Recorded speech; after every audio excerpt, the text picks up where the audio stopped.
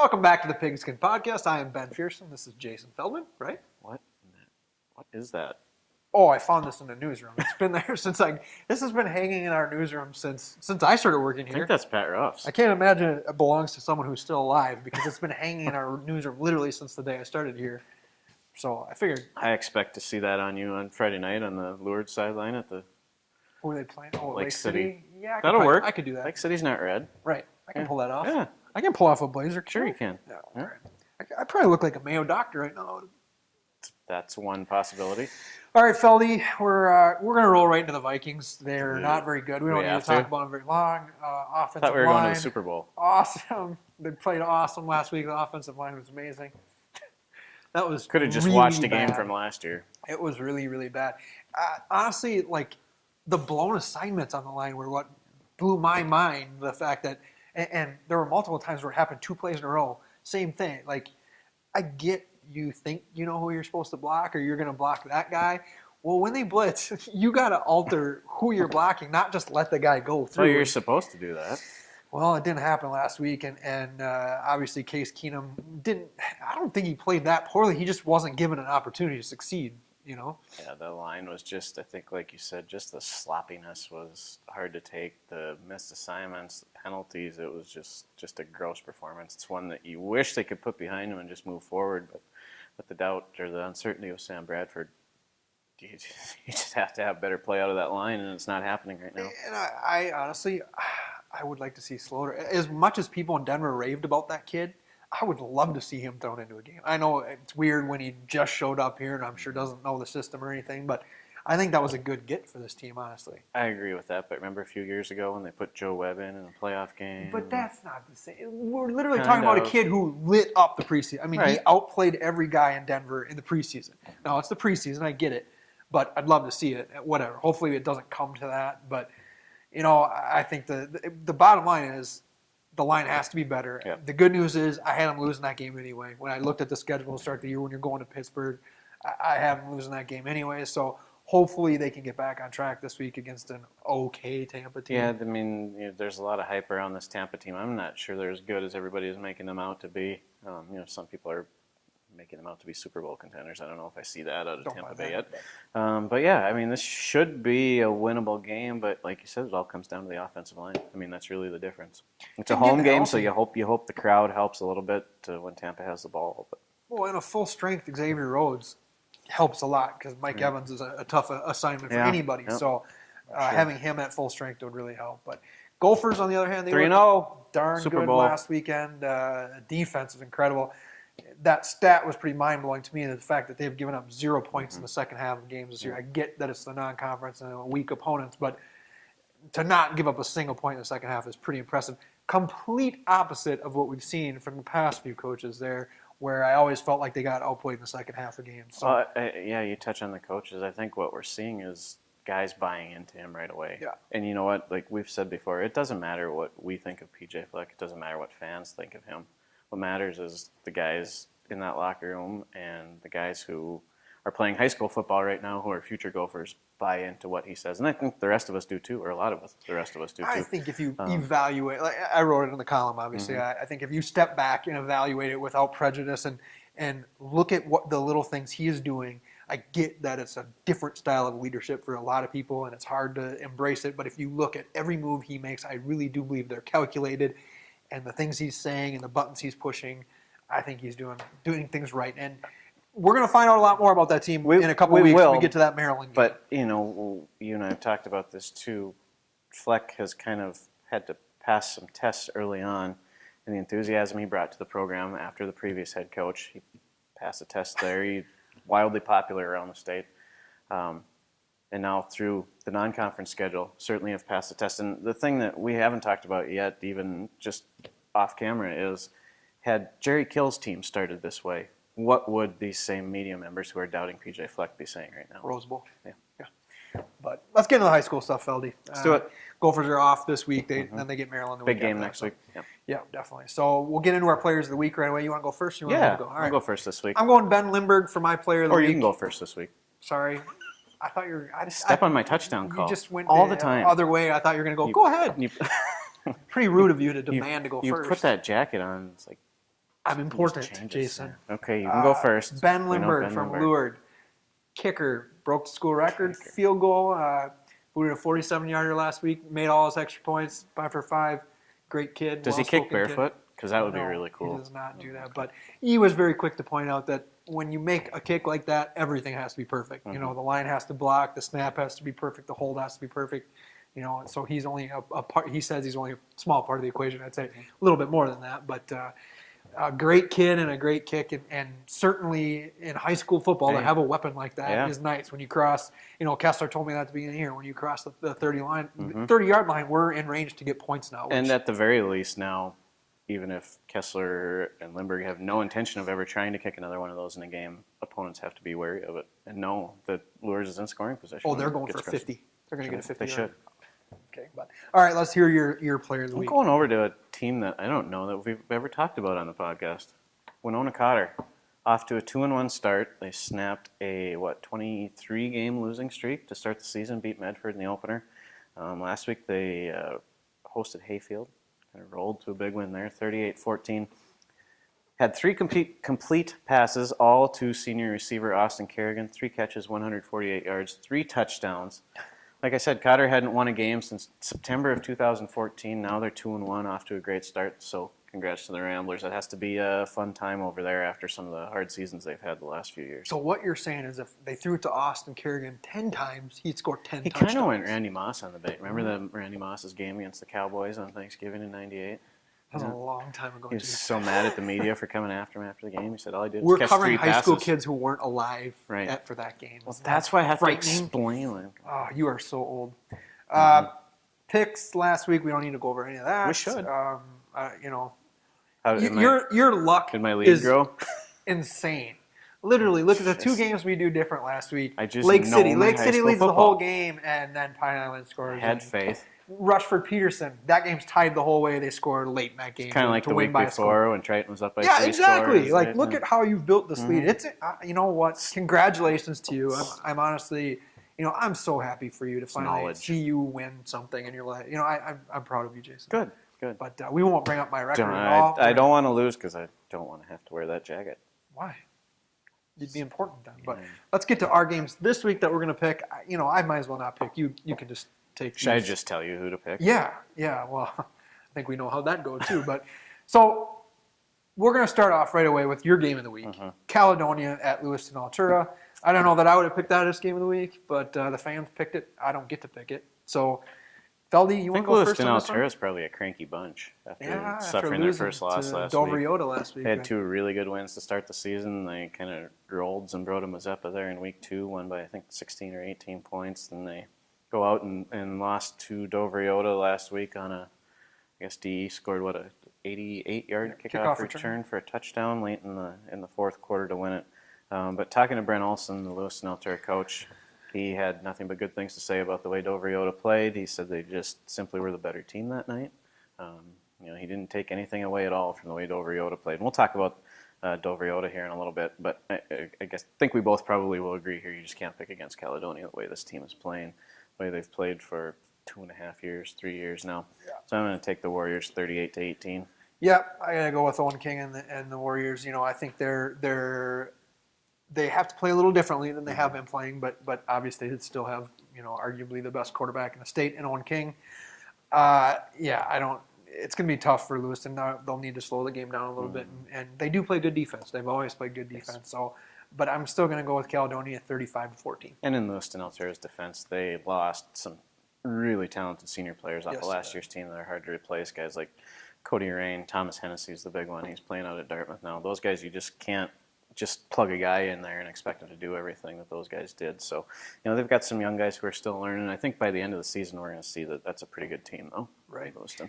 Now, I really wish I had gone first because I did not want to pick this game first. But we're going to keep her in the city here. Century at Mayo. Mayo's homecoming game.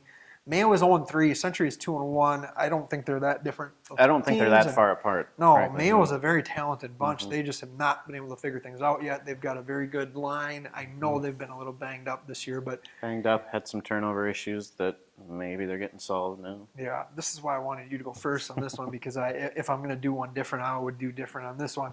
I do know who you're picking. I can see it over there. Oh, man. I got to go Century. Honestly, if this game was flipped around, if it was up at Century and it was Century's homecoming, I hate homecoming games because the kids are distracted. There's so many other things going on. You're not thinking about football. It's not a normal week for those kids by any means. There's no way this game isn't close. I'm sorry. Right. I don't care what the records are. This game is going to be a close game, and I think it's going to be a very low-scoring game. Mistakes, that's the thing that has killed Mayo so far. They've been turning the ball over at a horrible pace, we'll say that. And if they can eliminate those mistakes, they can definitely win this football game. I'll tell you that. Right. But I'm going to go with Century 14-13. I had almost the exact same thing written down. I like the way Century has played defensively through the first 3 weeks, and I think that's going to be the difference here. I had Century 16-12. Yep. These games are always close, and I like that there's some, well, maybe it's not even good-natured, but some trash talking going back and forth already early in the week. Century posting a lot of pictures of that jug painted blue and silver, and I know Mayo held that thing for a long time, so you can bet that there's a lot of talk in that locker room about. Ready? Oh, I bet they do. Yeah, I don't think that's a question.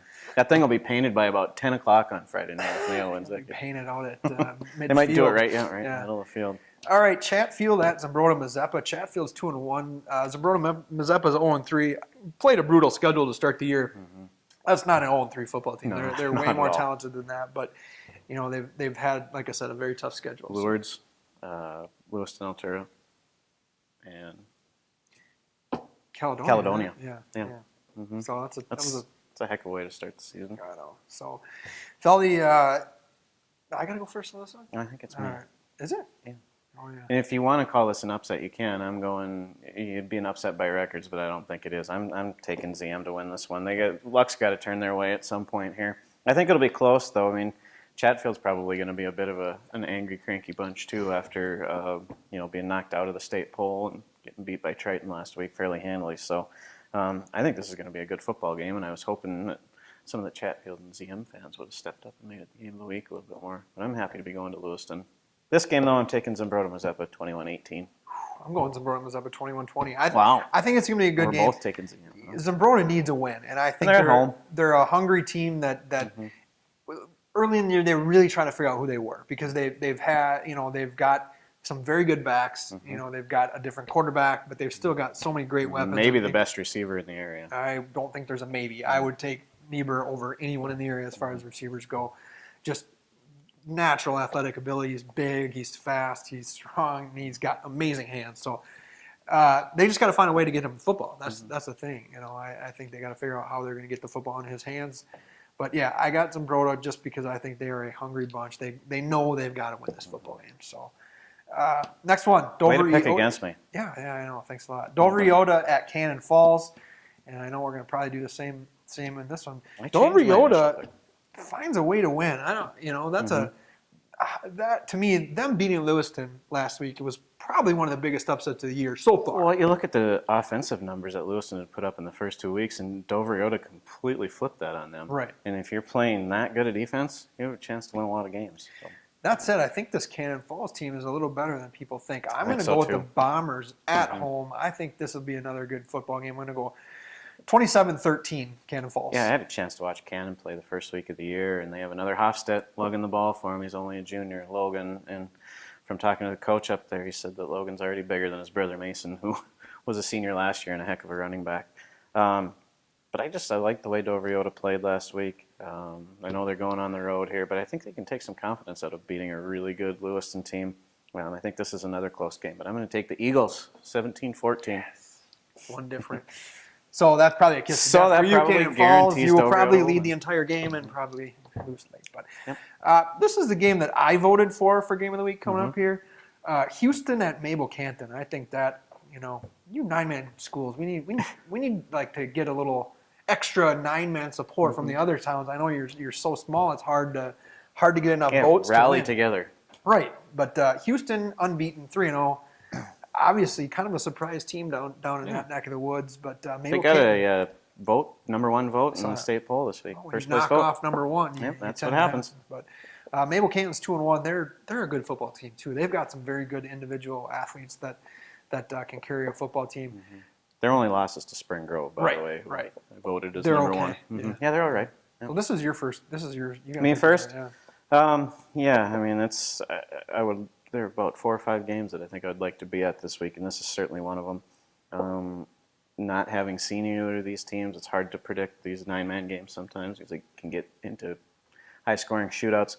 I'm just going to stick with the state rankings and the voters around the state and take Houston in a close one, but a high-scoring one, 38-35.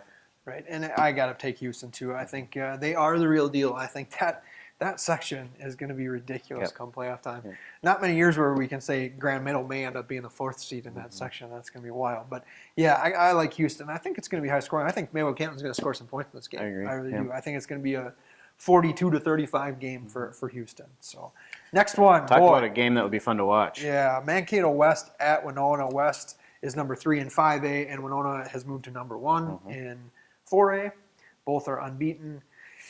This is a tough one, Feldy. I think the Windhawks are the real deal. I think West is a little bit down. I think they've taken care of some lesser foes here early in the season. I'm going with the Windhawks. Maybe someone will call that an upset, but I like Winona in this game. I think this, like you said, this would be a heck of a game to be at. I'm going with Winona 21-14. Yeah, I think with the depth that Winona has on offense, especially in the backfield, the different number of guys who can carry the football, the different looks they can give defenses, that's just a really tough team to match up against. And West is the same way. I mean, West, they always come in with a freshman quarterback who's about 6'3", 220 and can throw the ball all over the place. But there's something about this Winona team. I think there's, I don't know if you call it a hunger, a desire there after the way last season ended, losing in the prep bowl. They're focused, and I'm going to take the Windhawks to win this one, 31-24. Wearing the red jacket, I probably should have taken the Scarlet. Probably should have gone with the Scarlet. Should have been a sign. Well, I can pick a red team in the next one. Last game that we're picking this week, Faribault BA at Kenyon-Wanamingo. Kenyon got beat up a little bit last week against Goodhue. That's a very good Goodhue team. It's a really... I think the offensive output really maybe was a little more of the surprise in that game that Goodhue rolled up that many points. And to be fair, Goodhue kind of pulled away in the second half too. Right. When Kenyon was just didn't have the depth. They can't match Goodhue's depth and talent throughout the lineup, I don't think. So right. That hurts a team when one side's running guys in and out and you're kind of keeping the same squad on the field. But I thought Kenyon did a good job of hanging with them for a half. It's a good football team. They're going to win some more games. Yeah. Is it me or you first? I think it's you, isn't it? Me first this time? Sure. Okay, so Kenyon lost to Goodhue last week. The last 2 years after Kenyon-Wanamingo has lost to Goodhue, they've gone on winning streaks of 8 games and 9 games. Stick with the trend. They start another winning streak here, 28-14. Yeah, I got to go with Kenyon-Wanamingo. The Knights can't pick against a good wrestling school like that. I got to go Knights 21-13. I think it'll be a close game. I really do. And that was the first not close game Kenyon's played all season. Right. That last week. And they have some talented players. I mean, you look at what Goodhue's defense did in the first 2 weeks. They allowed 1 total pass completion. Kenyon came out and Jack Belkey kind of threw the ball around in the first half until Goodhue made some adjustments. So they're going to win some football games, and they have some talented players on both sides of the ball there. I think Tyler Ryan's going to score all 3 touchdowns. You think so? Just cause. Probably. Right. But yeah, I think it'll be very You should give him your red jacket. This could be like a Player of the Week jacket. Could be. But I don't know what we'd do in the newsroom if it wasn't hanging in there. But That's a good point. All right. Well, thank you to Andrew Link. He's one of the top 4 or 5 photographers we got here at the Post-Bulletin, and we appreciate him editing the stuff and shooting it this week. And Hannah usually does it. She's on vacation this week, so if the production isn't we couldn't send her the file and have her do it from. No, she should. I think on vacation we could put it on the PB helicopter and fly it to her. Right. You wear the jacket and deliver it. Right. But thanks to Andrew. Thanks to everybody for watching. Get out to a game on Friday night. You're never disappointed. Never. But thanks for watching.